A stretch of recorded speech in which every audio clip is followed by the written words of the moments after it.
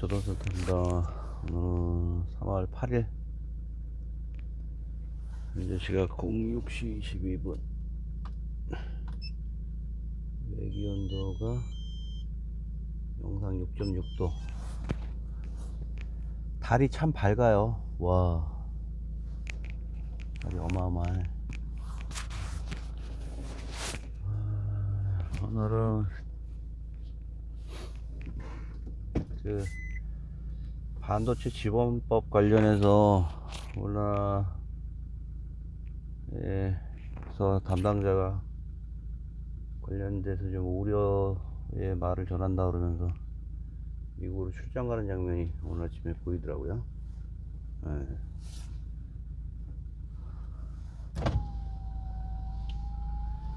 그런 부분들이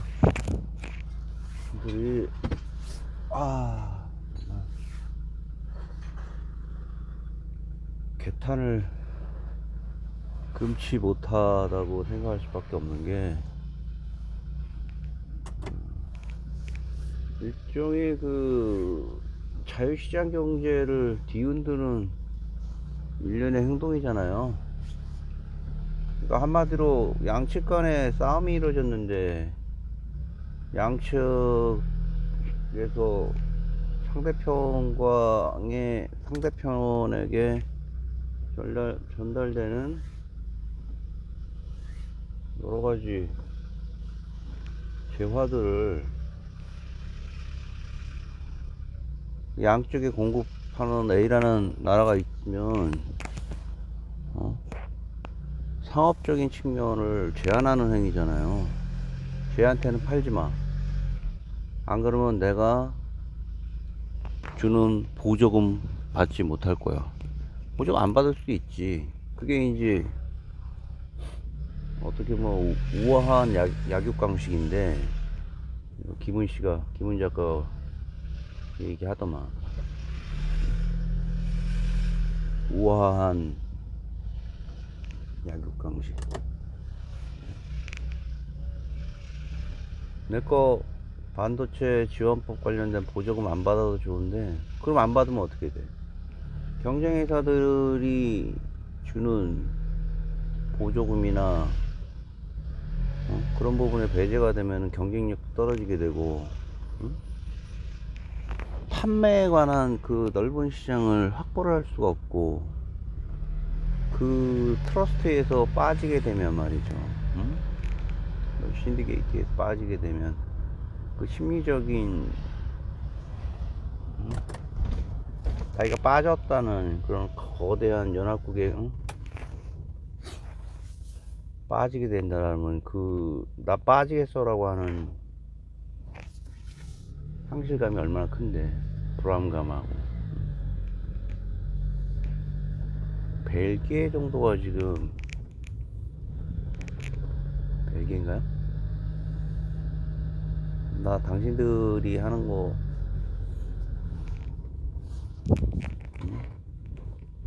마음에 안 드니까 내가 팔고 싶은 데다 팔겠다라고 얘기한 거죠. 그래서 정말, 그죠? 깡패가 다름없구나.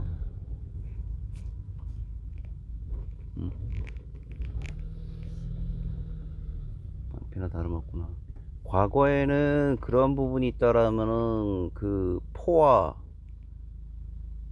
함대를 이끌고 가서 그 상대 국가를 위협을 했어요. 그래서 제국주의의 어떤 독점적이고 우월적인 군사문화를 동원해서 상대국한테 무역에 관련된 문호를 개방하라, 뭐 이런 내용으로 해서 엄청난 아시아와 그 밖에 남미 국가 등에 씻을 수 없는 아픔을 주었잖아요. 아프리카도 마찬가지고. 저 그렇게 확대 해석을 하게 돼요.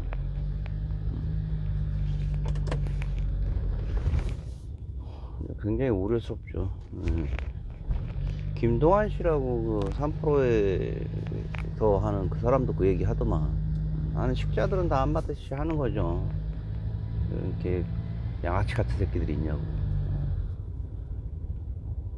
지금 관련해가지고 우리나라가 그 부분에 상당한 지금 손해를 입을 수밖에 없어요. 중국은 중국 나름대로 지금 그 프리 코로나 관련된 내용으로 상당히 손풍을 타고 있었는데 말이야. 중국 관련 수출이 지금 줄어들어가지고.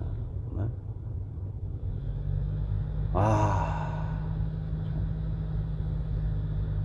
우려스럽습니다. 저는 그렇게 생각해요. 저는 정치적인 스탠스는 민주당 쪽이지만 행정부 수반은 지금으로 있는 대통령이 어찌됐든 대한민국을 이끄는 상황에서 절대적인 권력을 가지고 휘두를 수밖에 없는 상황에서 그를 지지해야 되는 게 현명한 거라고 생각을 합니다. 비판은 비판이라도.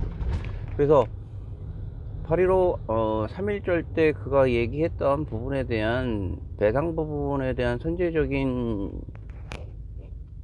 발언이 우려스러울 수도 있지만 어제 박진이 관련된 내용으로 이 사람도 이제 얼굴이 상당히 사색이 됐더라고. 어마어마한 이제 공격을 받은 거지. 야당뿐만이 아니라 뭐 제야, 그죠? 오해를 한 일반 국민들이 요즘에 뭐 그 관련된 간접적으로 자기 신의 의사를 전달할 수 있는 내용들이 얼마나 많습니까? 사색이 돼서. 근데 그 사람도 나는 박진에 대해서 상당히 그 과거에 있었던 뭐 이명박 박근혜 때 보였던 내용들에 실망감이 커서 기대도 안 했는데, 하지만 어제 그 선제적인 조치를 취함으로 인해서 일본에 한마디 했잖아요. 자, 우리가 이런 내부의 동요를, 내부의 시끄러운 상황을 우려하면서까지 너희 나라와 이런 강력한 시그널을 보냈다. 컵으로 얘기하면, 출장으로 얘기하면 반은 이제 우리가 채웠다. 응? 굴욕 외교라는 1960년대 김종필이 한 그 한일협정으로 인해서 그 사람은 죽을 때까지 그 협정의 책임자로서 책임을 묻고 욕을 먹었어요. 박진과 윤석열은 지금 그런, 내가 반은 너희들이 채워라, 딱 일본 애들한테 일가를 하죠. 공을 저쪽으로 던진 거죠. 십새끼들아 그러면서 욕이 나와 아주. 일본식 기시다의 그 리턴 발언이 피드백이 곧 예상이 될 것 같습니다. 근데 웃기는 거는 중앙일보 이제 신문을 다시 보게 됐는데 어제부터 신문 쪼가리 종이로 만지면서 보는 게 뭐 불소와 반도체 관련 몇 가지 족쇄가 풀릴 거라고. 그것도 기사라고. 그거 없이도 지금 잘 견뎌왔는데 국산화 해가지고.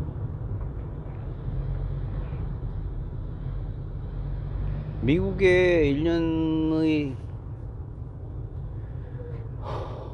자국이 벌이고 있는 청소 없는 전쟁에 자신의 최우방들도 자신의 편에 그냥 그냥 옆에 서주길 바라는 거죠. 우리는 측근에 있는 중국과의 관계 때문에 아주 곤혹스러운 거잖아요. 1914년 1차 세계대전 중에 미국이 보았던 석유의 그 급부상이 말이죠. 1차 세계대전 승리로 이끈 연합국들, 영국, 프랑스, 미국, 일본, 이런 나라들이 석유의 그 쓰임새와 그로 인한 석유의 고가를 우려하면서 벌이는 연합국 내 국가들의 패전국은 뭐 두말할 나위도 없고, 터키는 다 공중 분해돼 버리잖아요. 관련해서 메소포타미아라든가 모술, 그다음에 이라크 지역에 대한 패권을 가지고 그, 그 중앙에는 석유의 이권 다툼이 있었던 거죠. 우리가 잘 아는 로얄 더치 셀의 전신인 잉글리시 페르시안이라든가 쉘, 이런 것들이, 쉘은 잉글리시 페르시안을 먹기를 원했지만 결국은 영국의 그 국유 산업인 석유에 대한 독점적인 지위가 영국 정부의 이익에 부응한다는 이유로 해서 시장 경제를 왜곡하면서 그들은 잉글리시 페르시안을 지켜냈죠. 이와 같이 있는 상황에서 미국이 지금과 같은 중국과의 결전을, 비상식적인 결전을 그 당시에도 영국과 벌였다는 전황이 보이더라고요.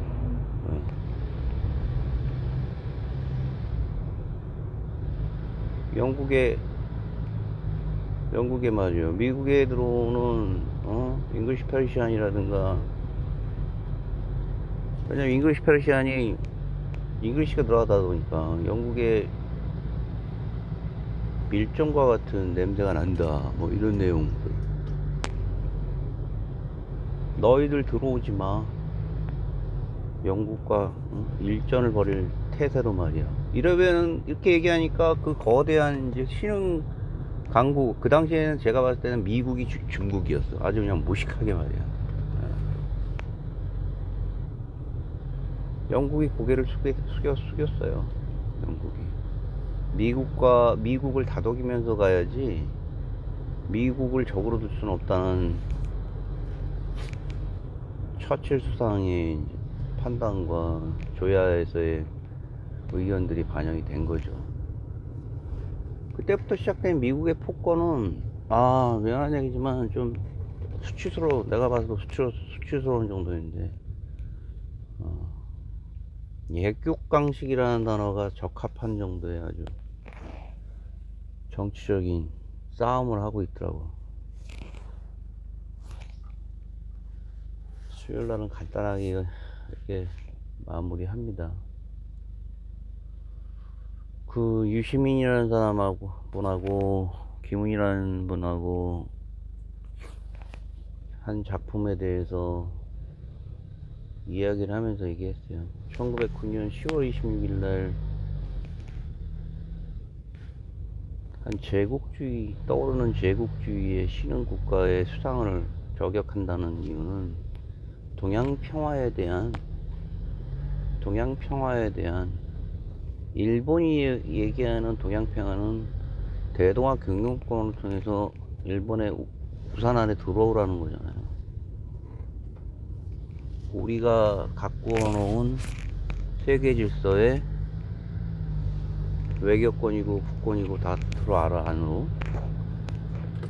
거기에 대응해서 1907년 5년 7년에 이르는 일련의 사건들을 통해서 침탈당했던 한국의 한 포수가 얘기했던 동양평화로는 각국의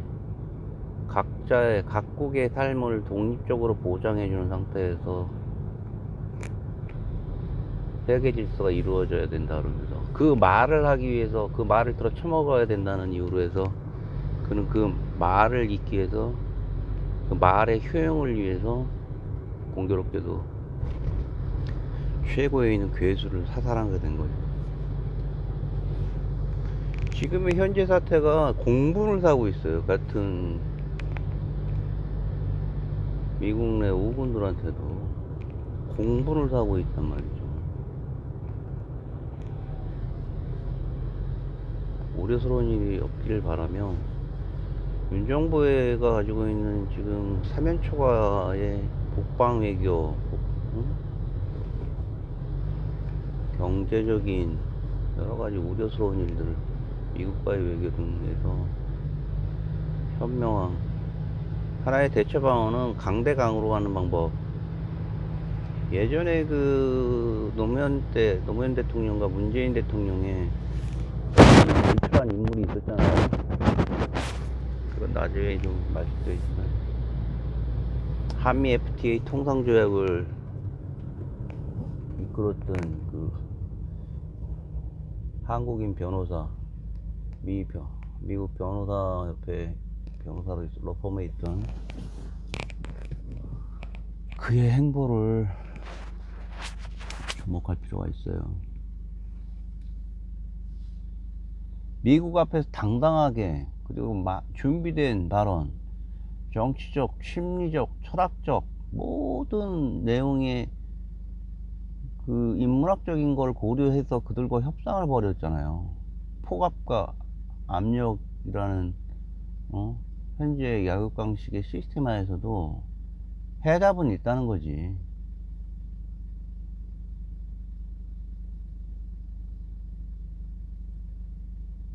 한미 FTA가 미국에 불리하니까 한 번, 두 번, 세 번 정도의 계속된 수정을 요구했지만 그에 따른 반대급부를 반드시 얻어냈어요. 표면적인 문구에서 미국이 승리했다지만 그 반대 옵션에서 우리가 가질 수 있는 상황들을 다 취했다는 얘기잖아요.